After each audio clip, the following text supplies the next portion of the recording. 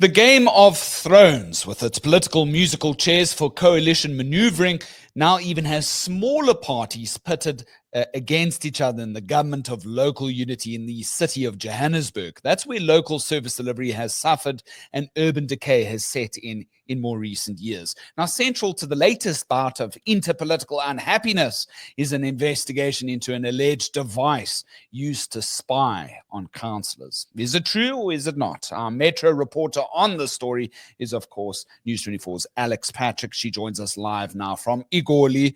Alex, welcome back to The Lead. Thank you for having me. I really appreciate your time. And I thought it would be super pertinent if we'd actually remind a lot of our listeners and readers where the city of Johannesburg stands at the moment, because obviously things change so quickly sometimes that we forget who's and who.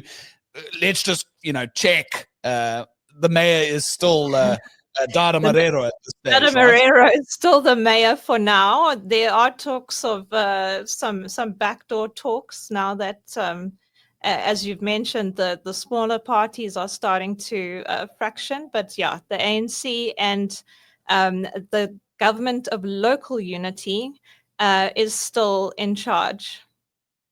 What is the current configuration of this government of local unity? And a lot of times people obviously see the national headlines of government of national unity, GNU, and there's been a lot of deliberation as to whether or not that is unified at all. But we forget that, coalition politics is not new to Johannesburg. We've been dealing with it as journalists and South Africans for the longest time now. The ANC's pretty much got the lead in this coalition. Who are the parties propping the ANC up in power here? Yeah, exactly. So, I mean, it ebbs and flows. So we've got Action SA, who are wherever they want to be at the time.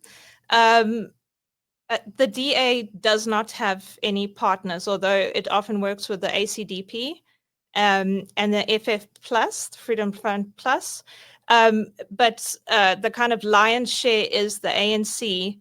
EFF, if they're playing ball, because they often don't play ball. We've got Al Jama, where we've had our two recent mayors from Al Jama.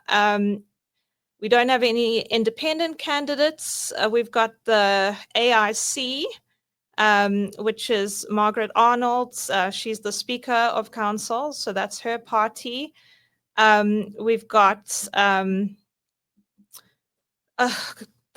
African Heart Congress. I mean, these are tiny. When I'm talking minorities, I mean like one person each. Good one person ATM, one person UDM, one Congress of the People, one the Pan-Africanist Congress of Azania, another one. And the United Independent Movement and the African People's Convention. So those are your minorities. And although there's one, two, three, places. Oh, and of course, we've now got two from the MK. And not sure where they stand yet. But although there's only a few of these players, there's so many parties involved, which has given the ANC the lion's share. Right. So these are the parties that are ultimately giving the ANC the tiptoes over the 50% plus one majority line, right, to stand power. It's also, whilst we do this, just so that we bring everybody up to speed, and we made a little joke about the mayor and who it is at the moment. But there's been a lot of mayors since 2019, just before the lockdown. Then it was the DA's Herman Mashaba. Of course, a week in politics is a long time. Can you imagine a whole lockdown and several years later, he's now the leader of Action SA. So let's go through all the mayors since Mashaba in 2019. He was around for at least, I think, 3 years, right? 3 years, yeah. 2016. So 2016 was a really good year for the DA. That's when they got their kind of mayors in these massive municipalities. Didn't last. So we've got Herman Mashaba, 2016 to 2019. He then kind of walked away from his seat and from the DA, created ASA, Action what's it called? Action Those essay. Action essay. Sorry, there's so many of them. Apologies. Jeffrey Mahobo, 2019 to 2021, he unfortunately died during the COVID era. 2022, Jolade Matango, that's 2021, apologies. Yeah, He that's died. 2021. Apologies, 2021. He died in a car accident. His Mpo Marane, who was after him, also 2021, died from a car accident later in hospital. And then it was Mpo Palatse. So the DA then came back into power. That had a lot to do with the minorities again moving allegiances. So Mpo was 2021 to 2022. Then then she was voted out in a motion of no confidence, and Dada Marrero served for 25 days, the famous 25. I think it was September, October. I think it was the 30th of September to the 25th of October. And then the courts, DA went to the courts reinstated Mpo.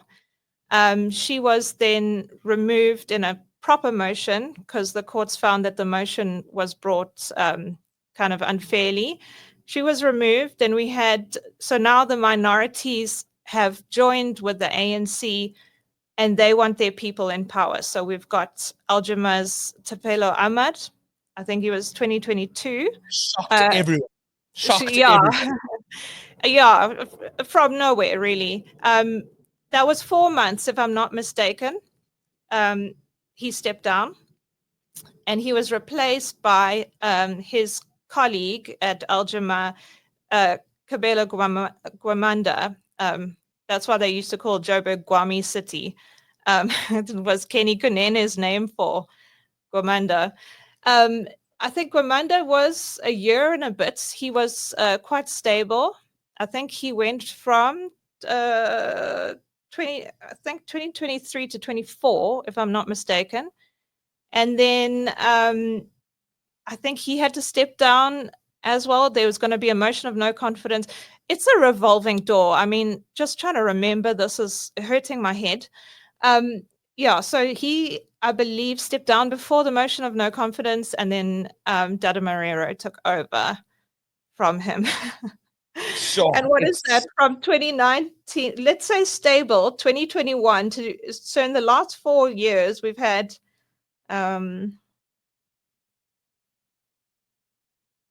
we've had 9 if you count Mpo twice. So we've had 8 different so 2 a year. 2 a year. Wow. That's why I can't remember anything. I have to write it down. And it's been such a tall task for any metro journalist, right, to stay on top of all of these things. Now, can you imagine, people listening in from other parts of the country? And that's why it's so important, I think, that we bring this context in now. It is a lot of history, but it's going to be important as this discussion moves on. Year comes along, the city has its own sort of like anti-fraud and corruption department. It's called the Group Forensic and Investigation Service. And they are supposed to what? Investigate councillors here? Exactly. So GFAs, as they're known, were brought in by the DA during Herman Mashaba's time. Their role was to investigate internal corruption issues of that kind of nature.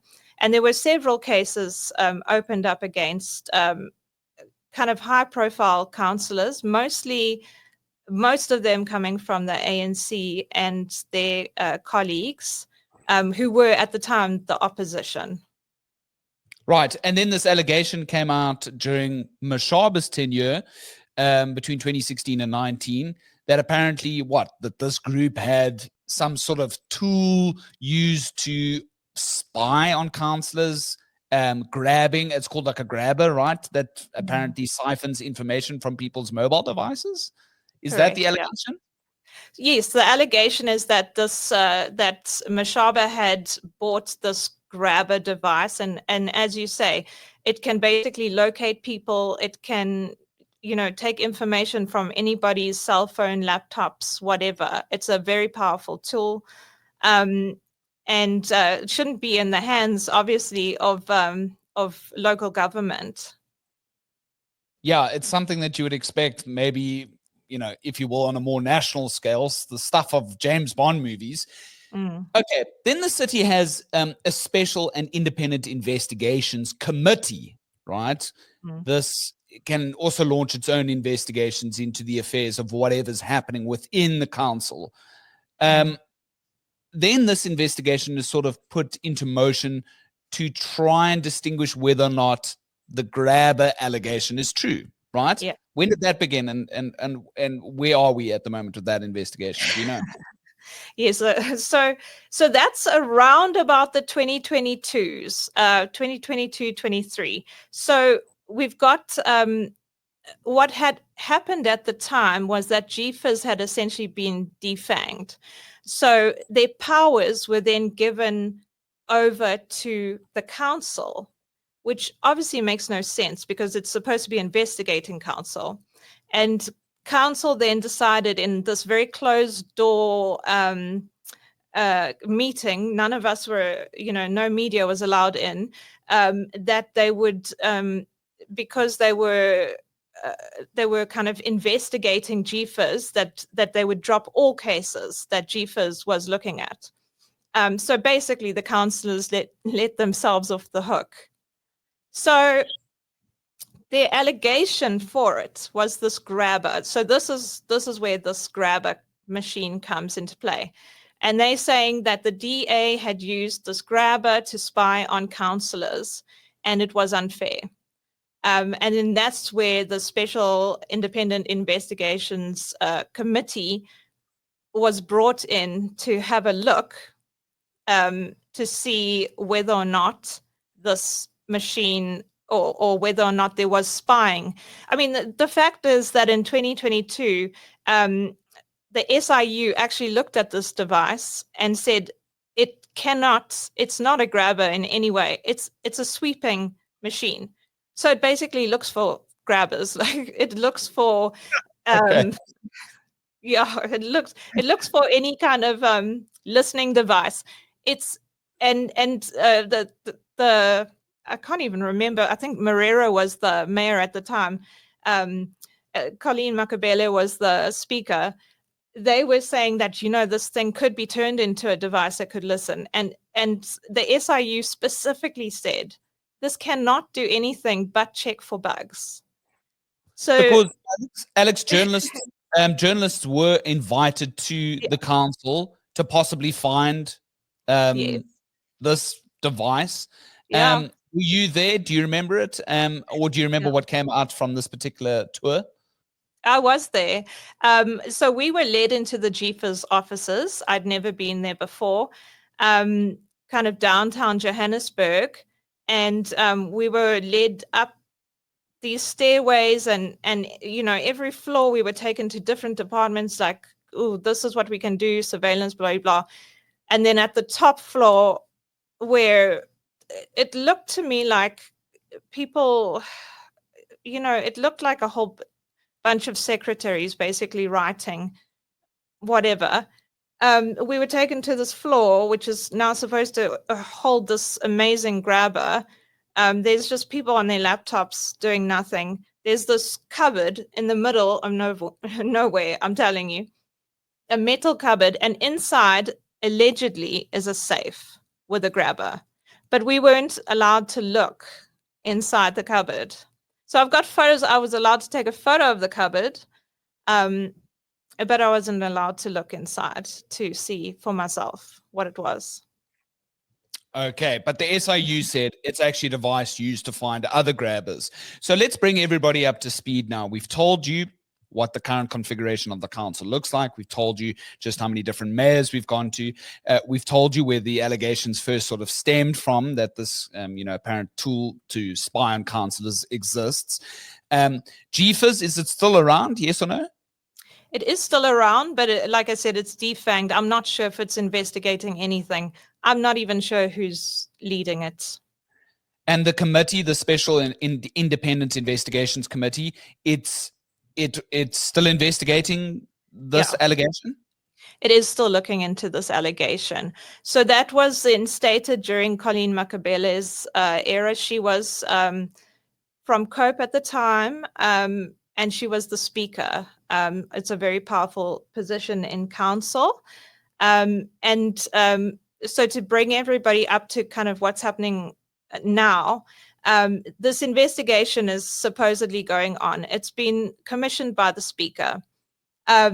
Action Essays, Nabuhle Mtembo, is now the speaker, and she writes a letter to kind of the powers that be, your city managers, etc., saying, what is this thing that I'm supposed to be, because she looked into it, found out that her department's supposed to be overseeing this investigation. So her questions were basically, what is it? How much are we paying? What have we found out?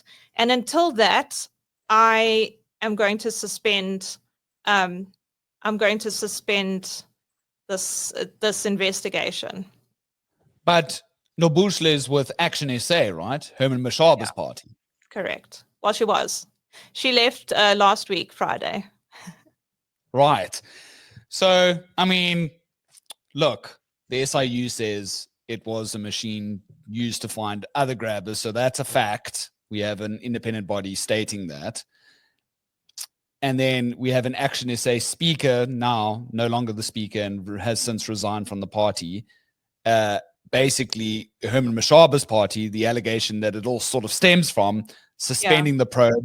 It's quite a lot. There's a bit of questions spouting from that. But now there's a new speaker in town. It's the AIC's Margaret Arnold's, been around the block for quite a long time. She's taken over since June as speaker, as you say, a very critical role within City Council. But now Al Jamar's ex-mayor, Tapelo Ahmad, has penned a letter to Arnold's saying that the Special and Independent Investigations Committee should resume its probe into all of this. You've seen some letters that have been released to you, and so they were leaked. They were leaked to News 24. Yes, so he was basically saying, as soon as Arnold's, who is part of the minority, so she's kind of in a group with him, in a bigger group with the ANC. He basically said to her, I want Nabuhle Mtembo to be investigated for suspending this, and I want the suspension lifted immediately. So this was in June or July. Got no response. It was July. He wrote again on the 4th of August saying, final warning, or else, I'm going to basically have you up for wasting taxpayers' money. Bring it back and basically discipline Nabuhle. Okay. What did Nabushis say about leaving Action SA? What were her reasons, and what did Mashaba say about her leaving? Mm-hmm. I mean, both of them were very kind of guarded at first until the mudslinging began. Mtembo, she felt... So speaking with us, she said she didn't feel supported. She said she felt bullied by the party, and she had an issue with the kind of top-down approach, as in national was interfering with local. So there's kind of these layers that you go through, local, provincial, national. And, she just basically, she's accusing Mashaba of interfering with her job. And Mashaba's retort is, well, she's just upset because we didn't vote for, we didn't keep Dada Marrero in. So now, I mean, this thing has legs. On the 25th of June, the speaker was kicked out, but there was also a motion of no confidence in the mayor, Dada Marrero. They didn't have the numbers, but Action SA decided to sit out of that. And as a kind of retribution, they pulled Action SA's speaker. Right. And as you say, as per what you just relayed earlier, is that, we don't know at all at this stage, unless Margaret Arnold, as new speaker for AIC, pens, an announcement or a press release saying, the committee's re-looking into the initial allegation that under Herman Mashaba's tenure as mayor during the Democratic Alliance era of 2016 to 2019, that there was this apparent tool to spy on councillors and get some finality there, which, as we now have sort of reverted, that Tapelo Ahmad for Al Jamaa has been sort of pushing. And so here we have the smaller parties sort of, a bit of friction between them, if you will. Meanwhile, Alex, and let's bring our listeners up to speed. We, of course, have Kenny Canen is no longer the transport MMC after he was caught with many, many questions around his, his physical appearance upon the day of the raid of Katiso Katie Molefe's home, the alleged gang squad leader. There was Kenny, of course, many questions raised about why he was there at the time. Apparently, according to him, he was with this young journalist, a part of some sort of media group that he's involved with, showing her the ropes. Look, it's not unheard of for journalists to go out with their editors. Even me as a young cub reporter, I once went, my editor dropped me off at a story once. So we've had big debates in our media WhatsApp groups about whether or not this happened. Just as an aside. But what it remains at the end of the day is that we still have a very vital portfolio position within the Executive Council of the Mayoral Committee of Transport that has not been filled yet, right? Nobody's really stepped into Kenny's position yet. Is that right? The Finance MMC position was such a big one, right? He has the minority parties. They want to take over that particular spot. Who gets it in the end? Exactly. So the deal was with the minority parties, they would vote in for an ANC mayor, but they would get 2 MMC roles. So now when Margaret Arnold left the finance position, which is a very, it's one of the top positions in local government, when she became speaker, then the minorities saw, well, we said 2 MMC positions, so we've got to fill this position. And Tapelo Ahmad was actually put forward for this position. But the ANC said, you know what, you've got a speaker and you've got an MMC already. And when Colleen Makabele became speaker, she was also in the minorities as COPE. Nobody grumbled then, so what's the problem now?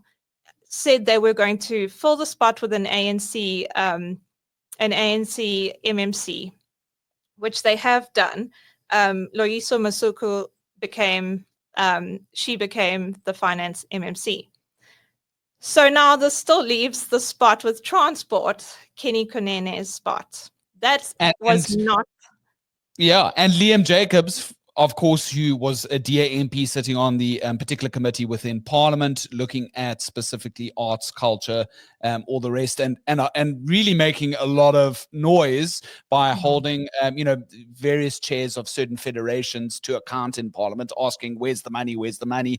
And of course, various sort of like videos of that went viral on X and other social media sites. I've interviewed him myself, and he. Very charismatic, very useful, lots of great energy.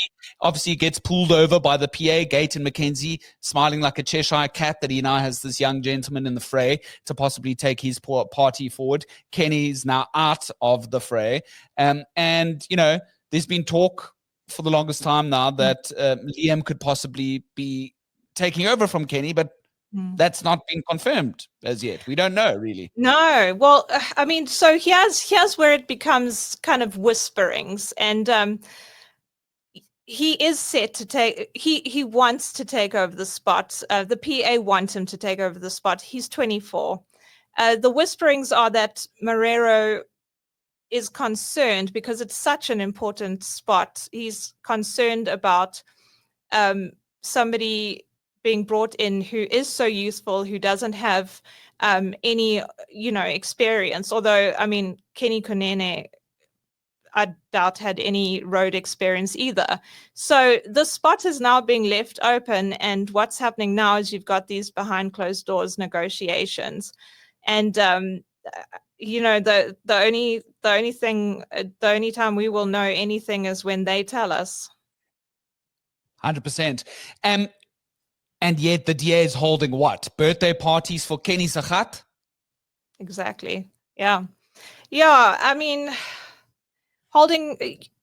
trying to, I guess, show that they're fighting for the residents. They're the second biggest party.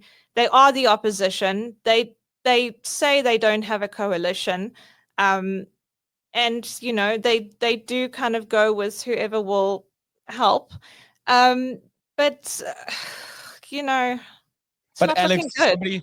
somebody might be listening now. They just said, they probably just thought, Graham, did he just have an aneurysm? Kenny Sagat, what's he on about? Tell us what we're talking about. Because it's right near our office, we're so used to Kenny Sagat. So there's a reinstatement. Basically, it's like a giant hole for infrastructure. So it's not a pothole. It's a bigger hole than that.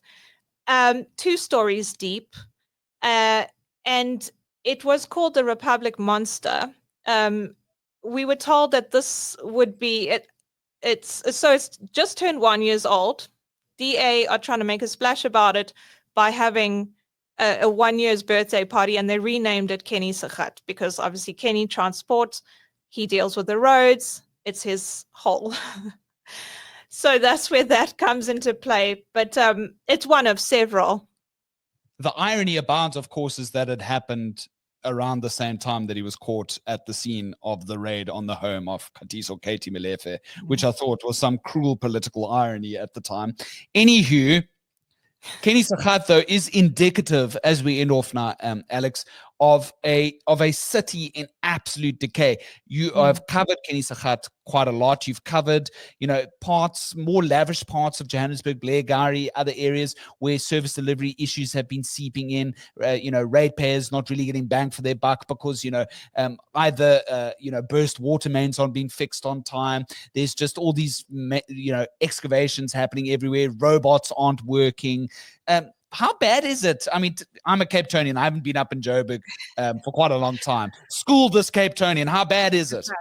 We're going to use Kenny's hole, Kenny Sagat, to explain how bad it is. Kenny Sagat is in the highest rate paying section. So it's Ward 102. It's in Randburg. So you've got the most people paying taxes. So these are this is where your money is coming from. The place, I mean, Kenny Sagat, there's another hut. It looks like Swiss cheese around here. So the mayor had promised, and this is why I want to use this specifically as an example. This hole has been open for a year now. The mayor promised after some push, he went and had a look at this hole. This was last year, and he told the councillors, listen, by 2025, this will not be a problem. It is 2025. Somebody drove into it. It is a 2-story hole in the road with soil on top. Now, the issue is it's a water pipe. These pipes are 60, 70, 80. Some are over 100 years old. They are disintegrating. So when you fix them, they just burst up the line. As it gets that welding, that strength, it will burst. It will continue to burst. You actually need to completely redo that pipeline. And this is not happening. So basically, you've got your taxpayers in your highest kind of tax bracket, paying the most taxes and receiving some of the worst services. And then you have a coalition government that can't agree or not on whether or not an investigation into a already seemingly debunked claim about an alleged grabber to spy on councillors, whether or not that investigation needs to go ahead or not. You've got a council that has so many different mayors within the span of many years. And of course, some of those mayors have sadly passed away as well, unfortunately adding to the chaos of everything. And now you've got, minority parties pushing for more places, pushing for those musical chairs, if you will, within top positions within government. Last question, Alex. This is only going to get worse as we head towards local government elections next year. That is my gut instinct. What say you? Sure. It's sad because Joburg really was that test space, because this is where you had your coalitions for a long time. Same with Tshwane. And what we've seen is just the infighting. Every time there's a new mayor, he brings in his new executive, all the rules change. There's no kind of going forward of anything. If it continues like this, and if the infighting continues, there'll be no progress. The only thing that will progress is time, which means that our infrastructure is getting weaker. It can only get worse unless people just put their kind of feet down, and I guess Joburg needs to choose one party. At the end of the day, residents voted for a coalition, and that's what they got. Sure. Turf wars and spy scandals. Johannesburg's coalition on the brink, as written by our star Metro journalist, Alex Patrick. Alex, thank you so much for going down a deep rabbit hole there about the state of Johannesburg, bringing us up to speed about the musical chairs in between, the Game of Thrones, if you will. Let's see, how people vote when it moves to next year's local government elections. And who knows, it could even be Helen Zille as mayor. Watch this space. You never know. Cheers. Thank you.